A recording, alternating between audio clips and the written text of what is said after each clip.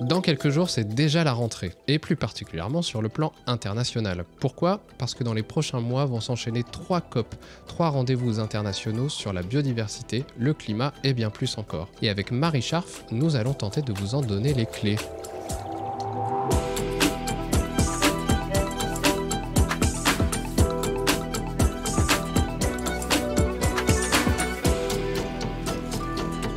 Les clés de l'environnement, le podcast d'Actu Environnement. Bonjour Marie. Bonjour Félix.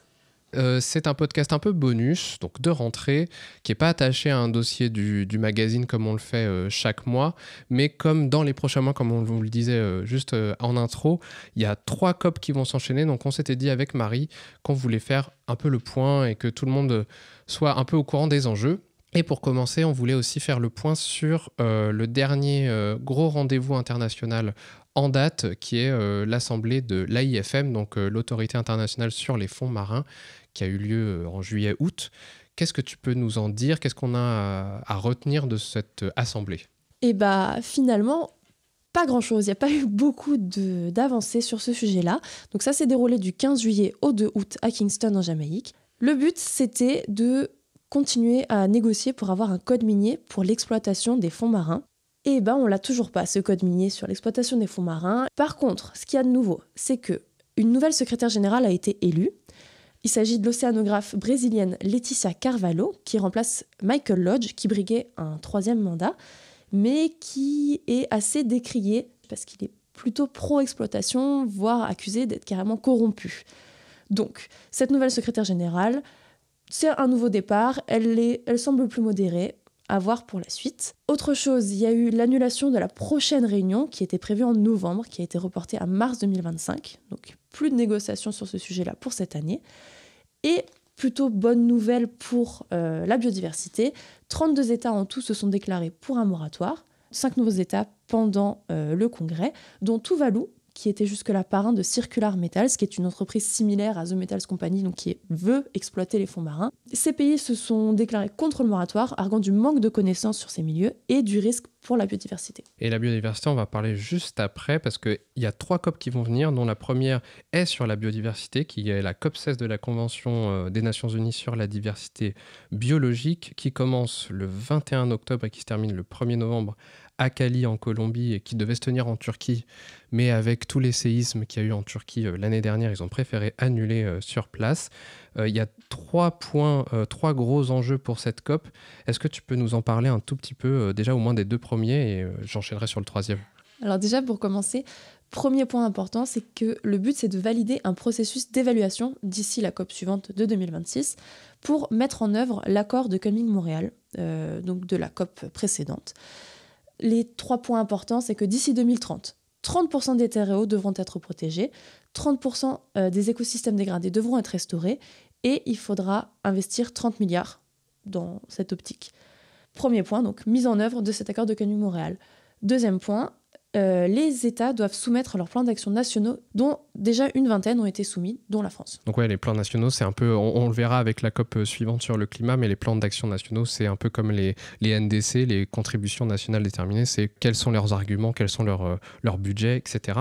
Et donc oui, le 3e point de cette COP sur la biodiversité, c'est arriver à un accord sur comment réguler le partage du patrimoine génétique de la biodiversité, notamment des pays du Sud, des pays pauvres, des pays en développement. On parle de l'Afrique et de l'Amérique du Sud. Pourquoi ? Déjà parce qu'à la précédente COP, cet accord devait se tenir, mais il a été reporté à cette COP-ci.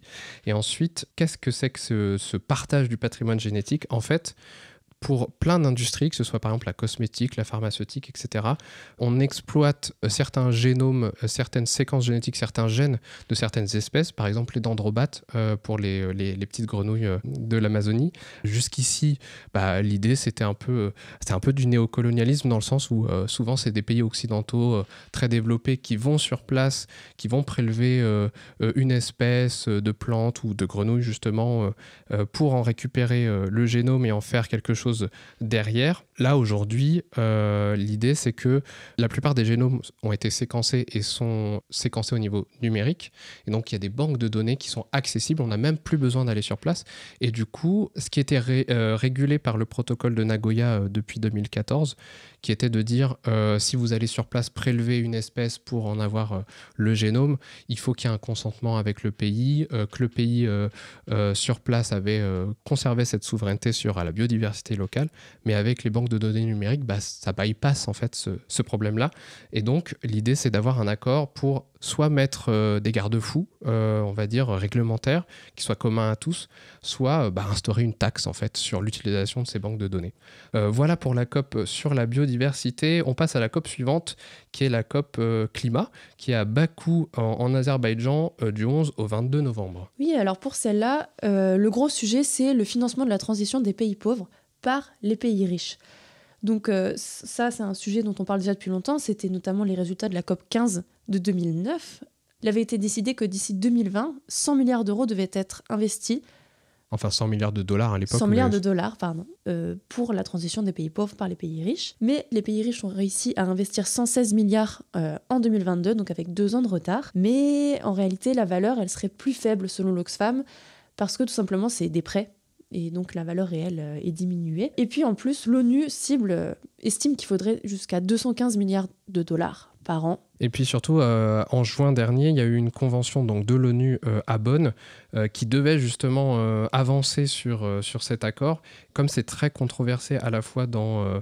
que faire de cet argent ? Est-ce que c'est sous forme de prêt ? Est-ce que c'est sous forme de fonds ? Comment on le verse ? Est-ce qu'on le verse à des pays particuliers ? Est-ce qu'on le verse en fonction d'actions thématiques ?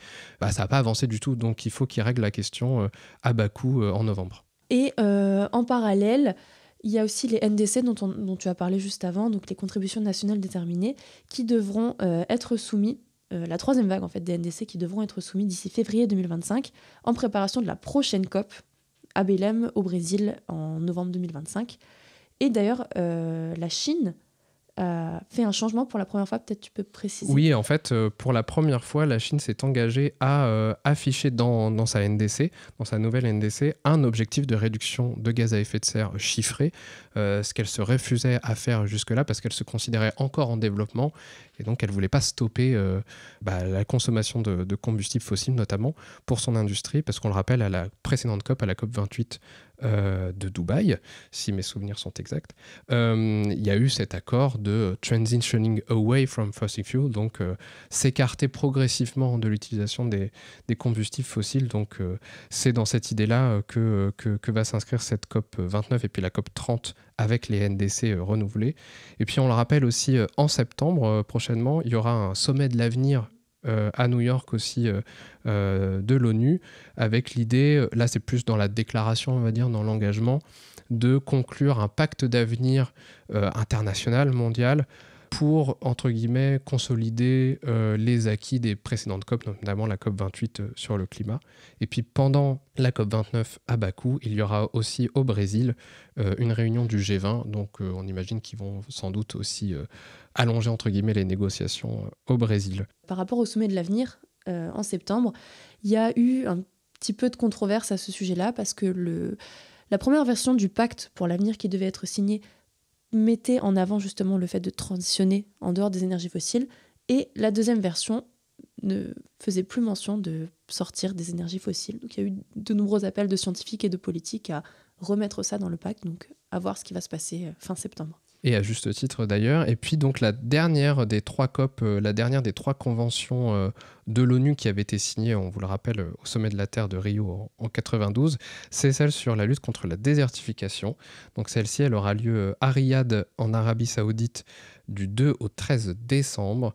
Et là, c'est un peu plus flou, on va dire, comme enjeu. Il n'y a pas forcément d'accord particulier à conclure. Il y a surtout 2 points à retenir.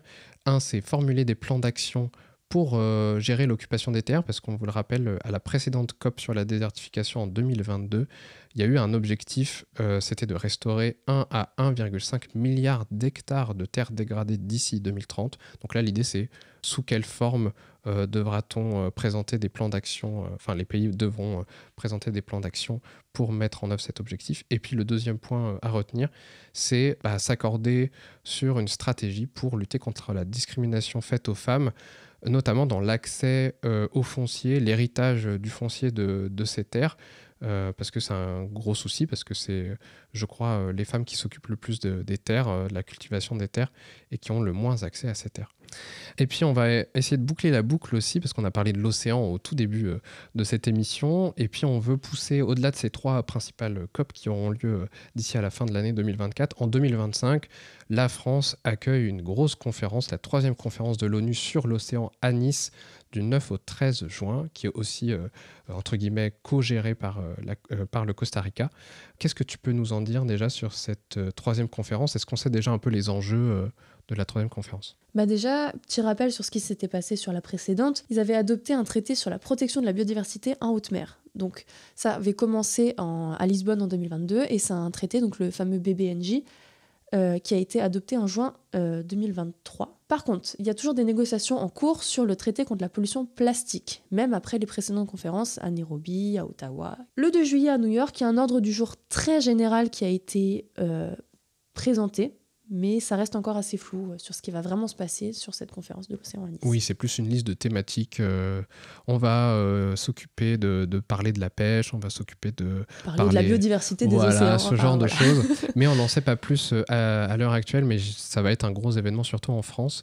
Et puis pour finir, on voulait aussi vous parler, c'est un petit peu connecté, même si c'est pas totalement lié à l'océan, mais en novembre 2025, il y aura la COP20 de la Convention internationale sur le trafic d'espèces menacées, la CITES, qui ne fait pas partie des conventions de l'ONU du sommet de Rio, mais qui est quand même une convention internationale très, très importante, sachant que l'idée, c'est, comme en 2022 à la précédente COP, d'augmenter le nombre d'espèces menacées ou protégées qui soient réglementées par les pays de la Convention, que leur trafic soit puni, ce genre de choses, sachant qu'à l'heure actuelle, il y a 38 750 espèces menacées qui sont réglementées par la CITES.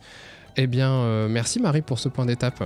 Merci à toi. Et bon, évidemment, pour tout savoir sur ces COP, sur les résultats de ces COP, on vous invite évidemment à lire et à suivre le site d'actu-environnement.com dans les prochains mois. Et évidemment, quant à moi, je vous remercie de nous avoir écoutés et je vous dis à la prochaine. Mais d'ici là, n'oubliez pas de partager ce podcast et de le commenter sur les réseaux sociaux. Vous pouvez même poser des questions avec le hashtag lesclépodcast.